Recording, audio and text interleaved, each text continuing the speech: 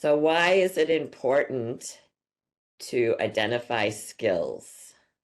Um, so our goals for today is to help you understand that importance, to be able to define, if you need to, transferable skills, and then how to identify or highlight those transferable skills. We're going to do a pop quiz. I would like people to put in the chat what they think is a skill. What is a skill? How would you define it? No more than 3 letters, but how would you define a skill?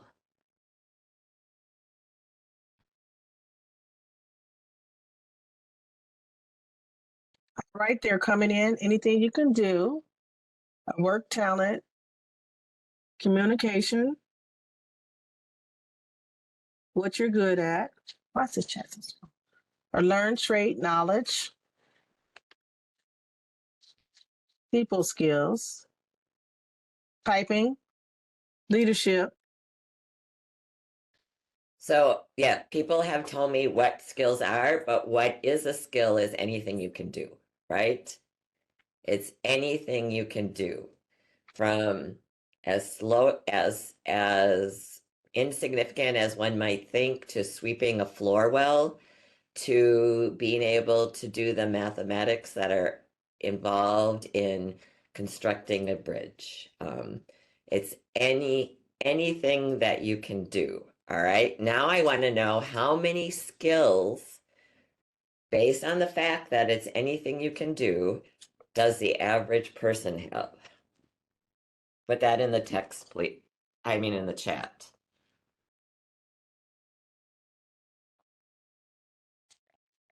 Looks like the skills are ranging right now from 15 to 1,000. 78, 25, 27, 25 plus. Cool. Mm-hmm. Very, very enlightened group we have here.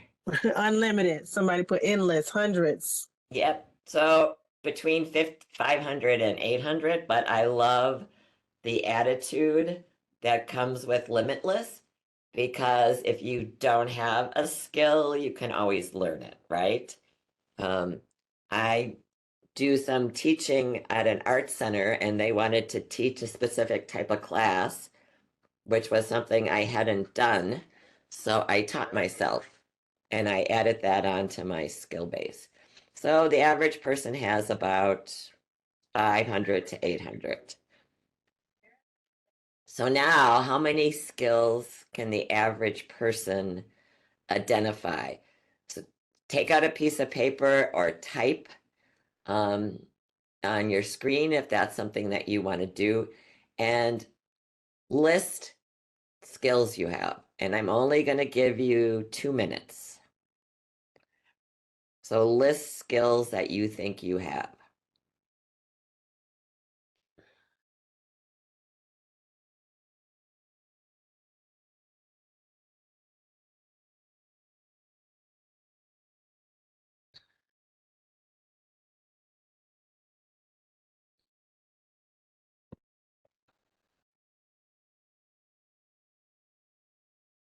You still have a minute left.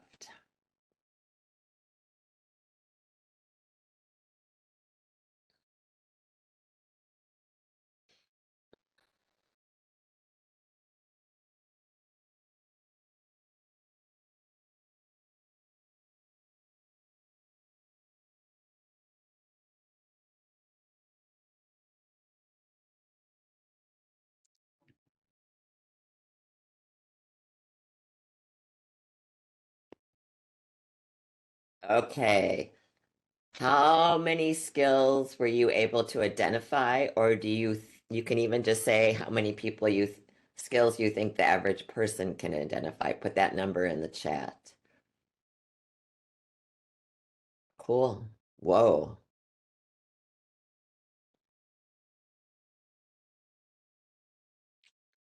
Wow. Pretty cool, the numbers. So, Yeah, I see in here that they're ranging from 15 to 50. What I would love to do is to challenge the person who wrote 50 to write down their 50 skills. That would be fun, but I know we don't have time. But anyway, those are the numbers I'm seeing in the chat. Yep. So the average person can identify 10 skills. 10 skills. What percentage of people cannot identify, sell, or prove their skills during an interview? Okay, so you made this list of what your skills were. Can you identify them? Or what percentage do you think of people who cannot identify? Yep, you're close. Well, and some of you are right on. It's 80% of people cannot identify, sell, or prove their skills during an interview. And it's really important. But why do you think it's important to be able to identify, sell, and prove your skills in an interview? Why do you think that's important? Put that in the chat.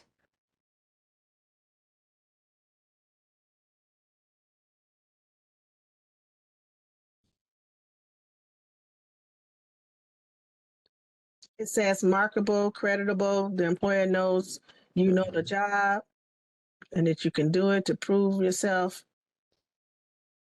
Who was coming in fast? Prove yourself. Yep, cool. Right, all of those are great. And you'll learn in the interview workshop that if you get an interview, they think based on your resume and cover letter that you can do the job. And so it's at the interview that you have to prove that. You have to sell your ability. So it's important to know your skills and to have a really good grasp of what they are, and then to have examples of what how you use those skills, and not only how you use them, but what were the results of you using them.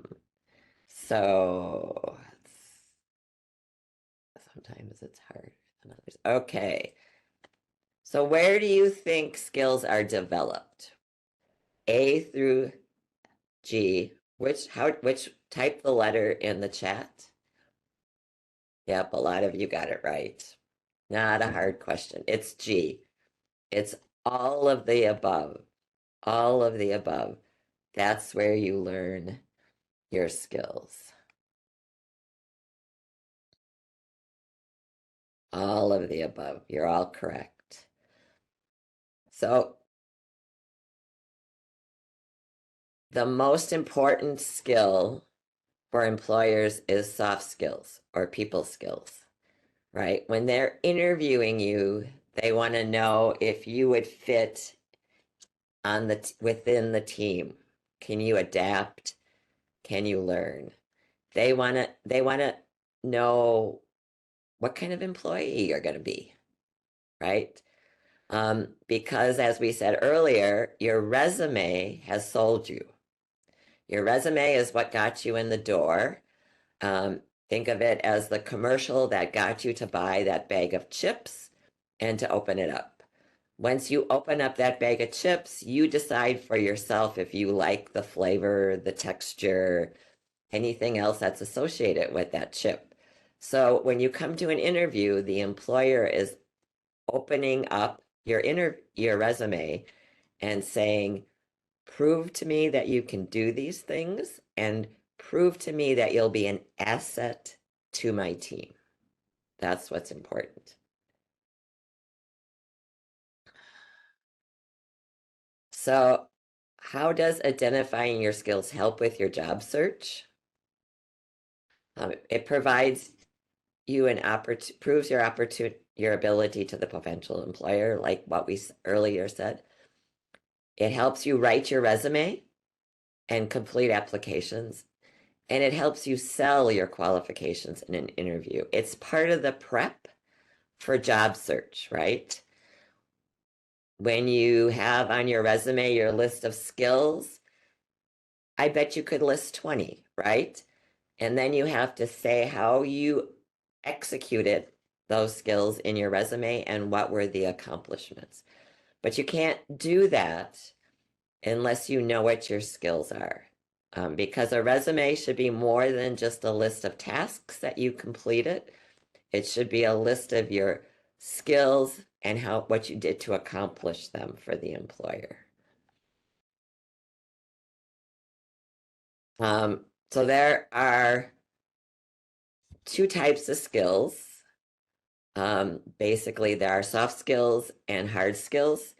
But there are the soft skills that you've learned through life, growing up, being part of society, being part of any group, being on the job and working with people. Then there are the specific job skills or the hard skills, like cutting wood, for using Microsoft 360. And then there are skills from all those jobs and all those soft skills that could become transferable skills. If you are a teacher in K through 12 and you want to leave and you want to be a trainer for industry, then you have skills that you've developed both through your education and practice, like presenting, getting information and boiling it down so anybody can understand it. And then you also have the soft skills of how to manage a room, how to deal with troublemakers, how to get people involved. And those are then become your transferable skills for other jobs outside of your industry. What would be some soft skills? Put that in the chat. What do you think some soft skills would be?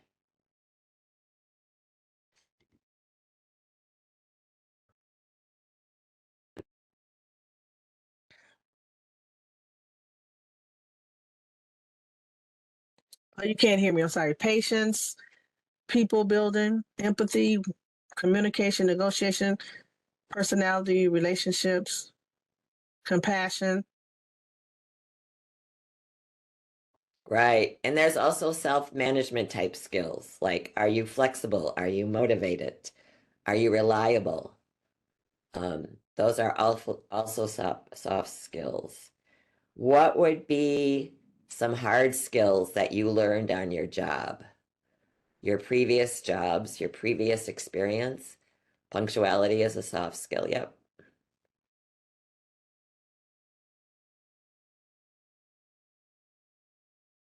The use of equipment, PowerPoint, Reading reports. yeah, supervising skills, accountability, Supervising skills would be more of a soft skill because that's a people skill.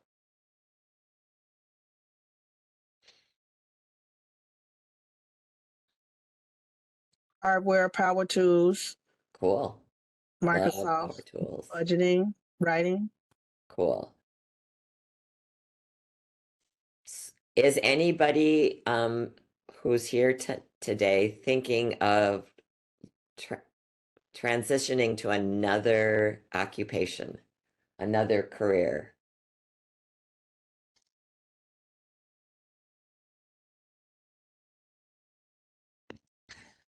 So of those of you who said yes or maybe, what is one skill that you worked at your previous employment that you feel you can transfer to whatever you're thinking about doing in the future? Think about it. What's one skill, either soft or hard, that you learned that could be transferred? Quick learner, project management, management skill, administrative skills, working in a team, customer service, that's a jackpot, management, management skills. Cool. So you've already started doing the work of what you need to do to get that. And I want to make a plug here for careerforcemn.com. If you go there, there are 3 assessments. You probably don't need to take the work readiness one, but there's a interest assessment and a skill assessment. And those are just really fun to do to see if you agree with the assessment. And then it gives you language to talk about your skills and your interests. And it also gives you jobs that those things can be utilized. So I would very strongly recommend going to careerforcemn.com and checking out the assessment section. Does anybody have any questions about soft skills, job or hard skills, and transferable skills?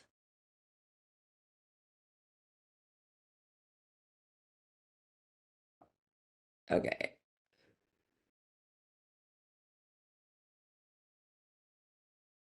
All right. Um, so this is a quote from Bill Gates. Um, and it goes into you can't have confidence if you don't know your skills, right? Um, and so one of the recommendations is to write down any employment related activities you've done, right? Just, it doesn't have to be spelled correctly, it doesn't have to be punctuated correctly or have correct grammar. Just write them down. Write down all of your activities and then look at them to see what your skills were, right? The list will involve things that you had to use a skill to do, and that's a good place to grab skills from. And then it also is a really fun exercise if you send 20 people, friends, coworkers, past coworkers, an email saying that you're in the process of doing your resume and getting ready to find a new position, could they send you 3 skills that they think you have? You might get 10 responses. That's why you do 20 if you can think of 20 people. And you'll be really pleasantly surprised at what people come back with. And they might even come back with things you haven't thought about. And it's a really good way to boost your confidence and to have more conviction in what you think your skills are. I've done it and I've really been pleasantly surprised.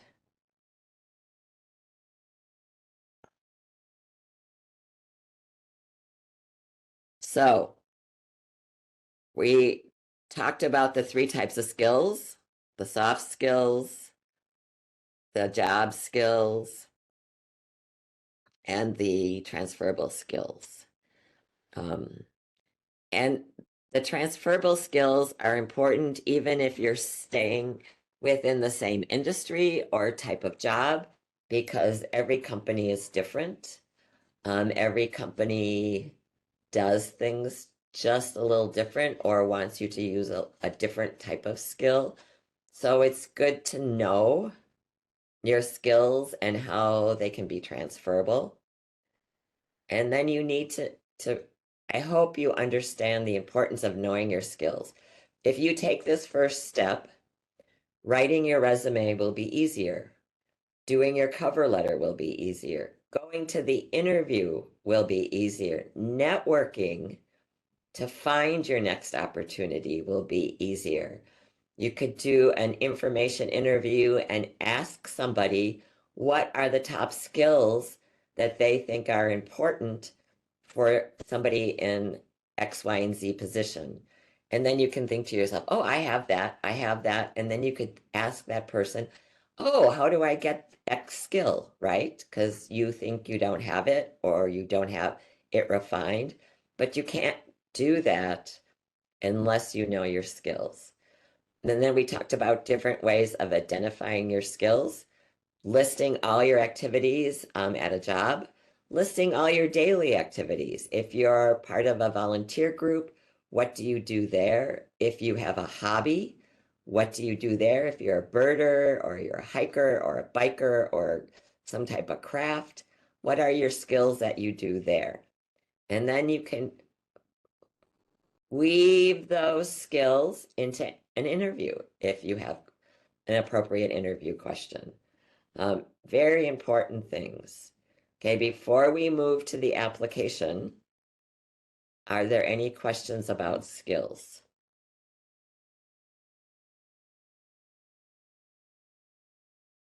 Okay, before we move on, I would like everyone to type in what they think their top skill is. It doesn't have to be their only top skill, but what they view as their top skill. If you could tell somebody you could only do one thing, one skill, what would you share?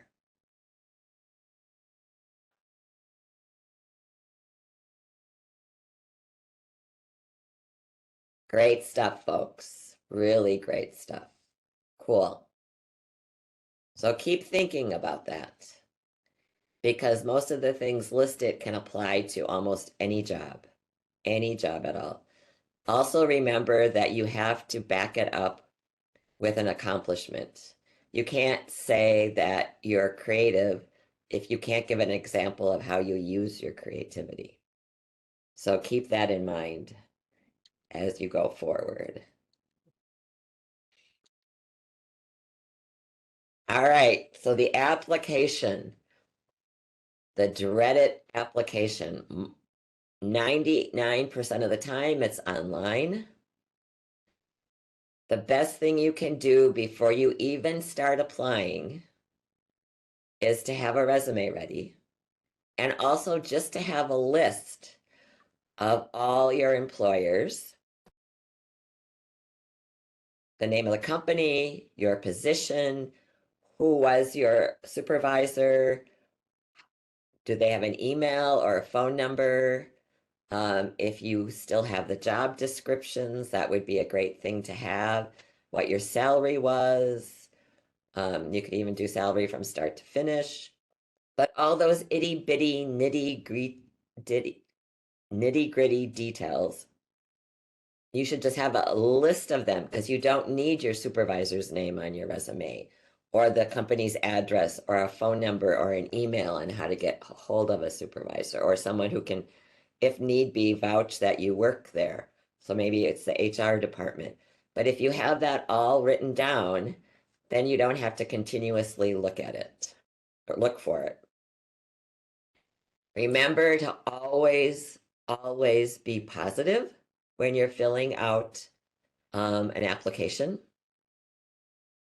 Never talk bad about someone. So if they ask for reason that you left the job, you don't have to say that my boss was not fun to work with or I didn't get along with my coworkers.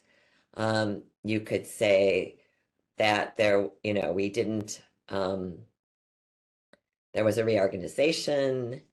Um, I was ready for a new challenge. And if you have a harsh situation to deal with, contact your local career force. That's what the people there are trained to do, is to help you answer those hard questions. Use keywords in your application. The keywords will be found in the job posting, and you need to use the job postings language in your application. If you called the people that you worked with clients, but the job posting calls them customers, then you need to change that word. It means the same thing. You're not lying. It's not, it's not, yeah, it's not lying. This is a chance to sell your skills. So use the space wisely. Highlight what you can do, not what you cannot do or you think that you can do. You need to be honest because your application also becomes a legal document. And so if it's found that you have lied on your application and you're the best fit for the job and you've done it for a year and you've been stellar and gotten awards, if they find out that you've lied, they can fire you. So do never ever lie on your application. Always follow directions. Read the application thoroughly. Be complete and be neat. One of the reasons why it's good to use keywords is that many companies, especially big companies, have you upload your application resume and cover letter into an applicant tracking system. And they use keywords to get rid of resumes without even a person reading them, right? So you want to make sure that you use the keywords, and they've gotten smart. So there's nothing gained and everything to lose if you put keywords in your resume but white them out so they're not seen, because they've gotten smart. And so that will not help you, that will hurt you. So really, really read the posting and make sure that you're talking the same language, using the same words. That will get you past the applicant tracking system. All right, proofreading is incredibly important. How many F's are in this?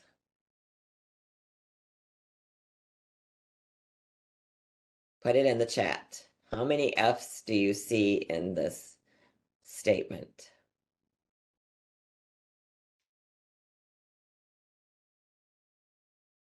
Three, four,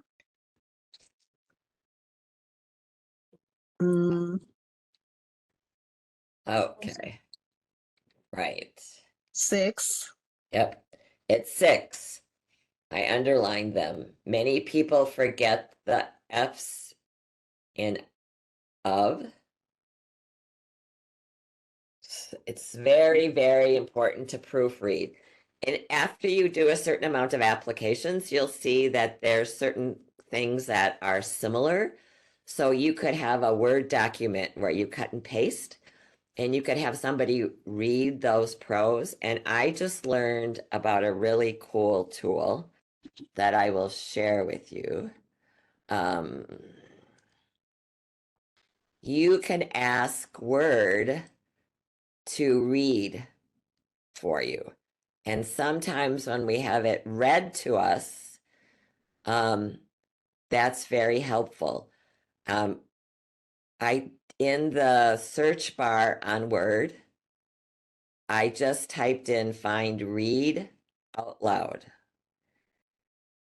And then you get these arrows that you see on the upper right hand of my screen. And if I click on the middle arrow, Twinkle, twinkle, little star. How I wonder what you are. Up above the world so high. Like a diamond in the sky. Twinkle, twinkle, little star. How I wonder what you are. so that's a really great way to find your errors. And that's in Word.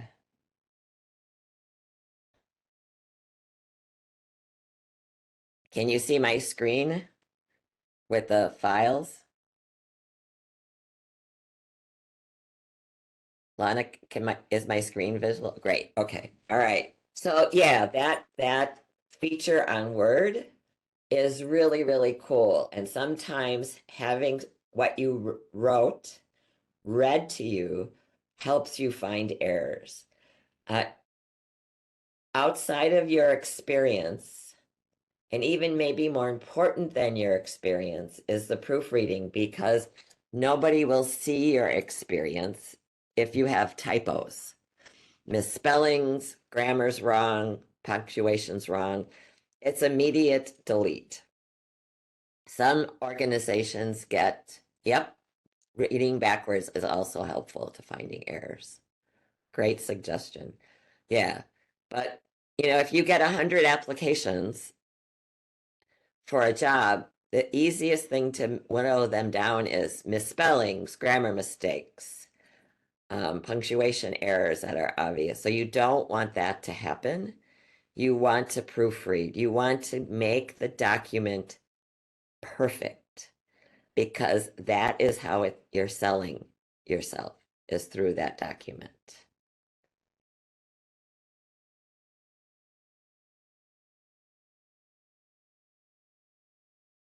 All right, what we always get here is reasons for leaving.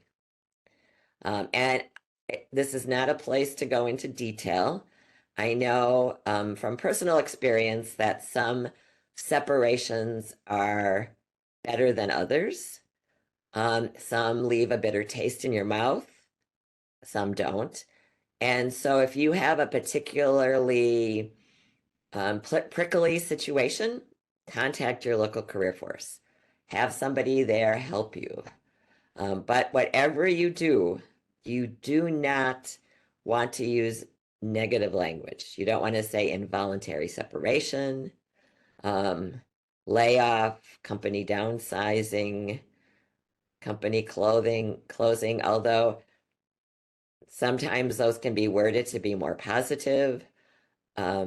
If one of my positions had been eliminated, and so it had been eliminated because of a financial situation within the company, and they reorganized and had less positions.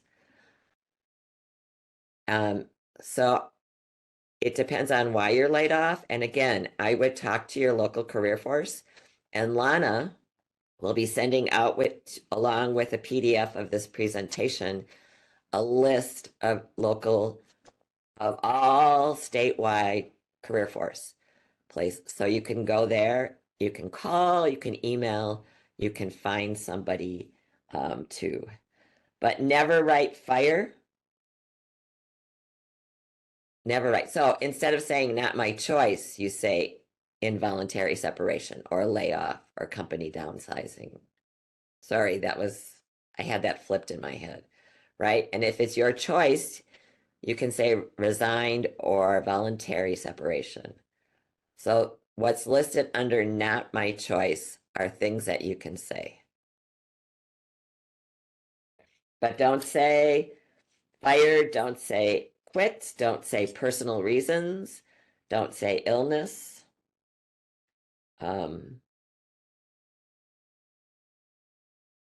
Some people wonder,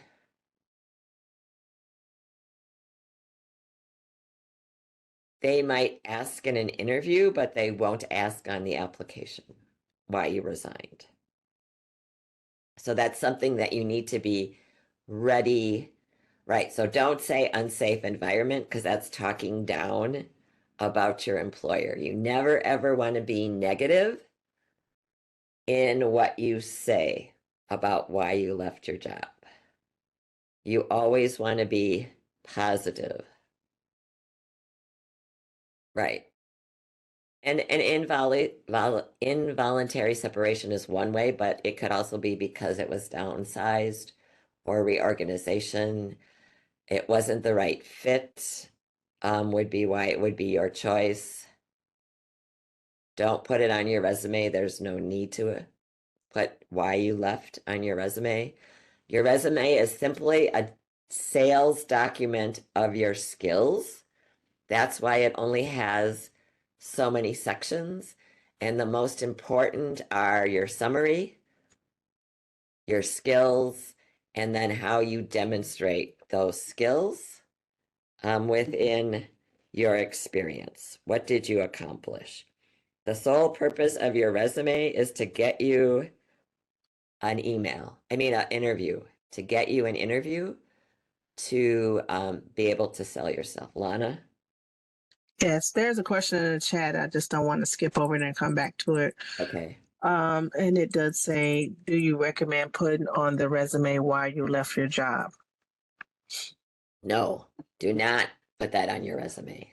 The sole purpose of the resume is to get you the interview. They might ask you on the application why you left a job, but don't ever put that on your resume. Any other questions? All right, portfolios.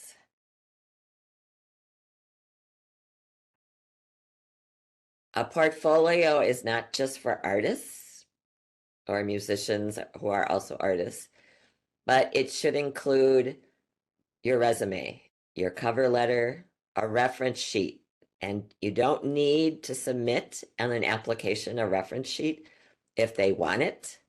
They will ask you for it. Let any letters of recommendation, any work samples that you can share. Some things you can't because they're property of the former employer, and then any licenses or certifications if you have to prove that you have those. If you're artistic and you have to have, if graphic artist, sometimes you can have printed ones, but many graphic artists have websites. So a sheet with links to be able to see your work would be recommended.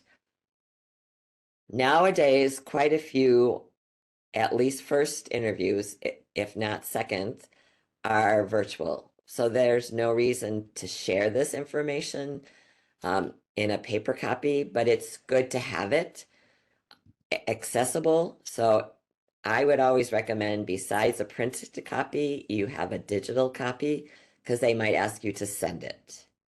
Also, if you go to an in-person interview, it is a great idea to have 5 copies of your resume and cover letter. I have a colleague who went to an interview, and when she got there, they said, "I'm so sorry. We have to reschedule because our printer was down and we were unable to make copies of your resume to share with the panel." She was able to say, "Well, will 5 copies help?" "Oh, yep, that was great. That was awesome." She had the interview and she got the job. She showed that she was into the detail and that she was prepared. So it is always a good idea to take a portfolio with you to a in-person job interview and to have all of these things and anything else that you think would be good and highlight your skills digitally, because most of the world now is digital. So put in the chat one thing that you would have in your portfolio that would be considered a work sample.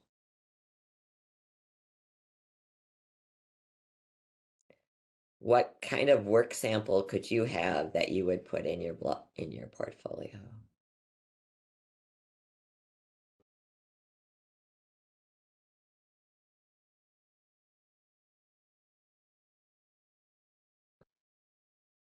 Great examples, really great examples.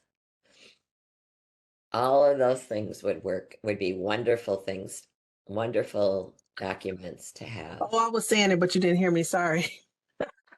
So for the benefit of the class, I did say PowerPoints, project management, manuals, training materials, presentations, written programs, previous projects, storyboards, video editing, and course samples. Great, yep, great stuff. Any questions before we go on to branding? Yeah. Someone did put in here, unable to share proprietary information, which is excellent. I would bring that up. That's a great thing to bring up. That's good. Thank you for including that in the list. Yep. And Because- also not oversharing so much that you do the job that they're trying to hire you to do. Be careful with that as well. Good job. Great. Any other questions, Lana? There was a question earlier, but I was just going to wait till the end to do that. Okay, I can wait. All right, so branding. So I would think that quite a few of you, oh, somebody would like clarification on oversharing. Oversharing, meaning that say that you're going to a job because they need somebody to develop Microsoft Word, which we know that's not going to happen. But then you give them an example of you developing Microsoft Word. So now you've done all the work that they wanted you to do. So that's what I mean.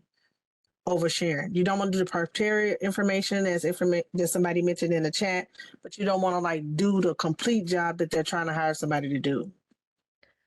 Right, but keep in mind that some jobs, some interviews give you a sample project to lay out.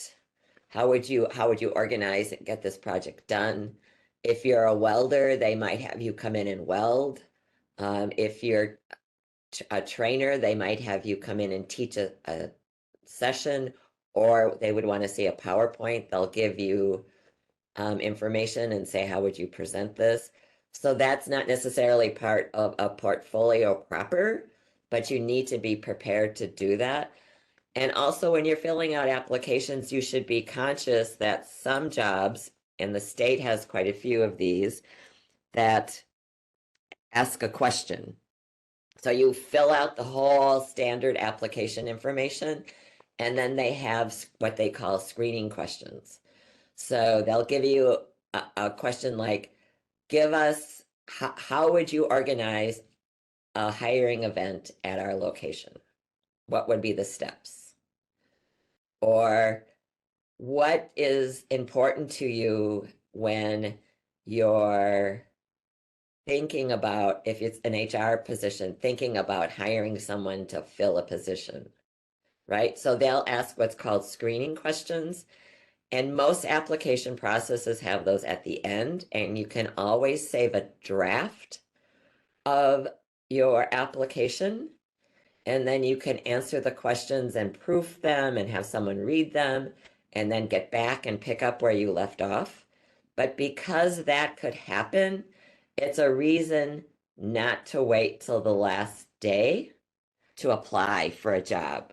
Sometimes that can't be helped because you just find out about it and the application deadline is midnight that same day. But my advice is, as you're looking, apply for jobs earlier rather than later, because you never know exactly what the application process will involve. So it's really important to give yourself time and breathing room, because I don't know for you, but at least for me, it's pretty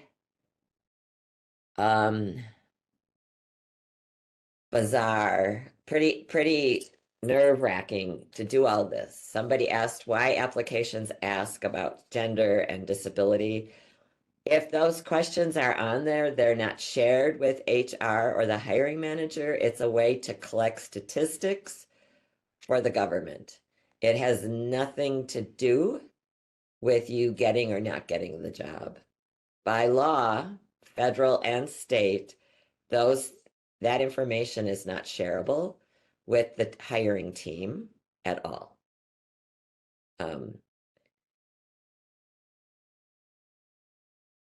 There is not a magic number of applications not to have out there.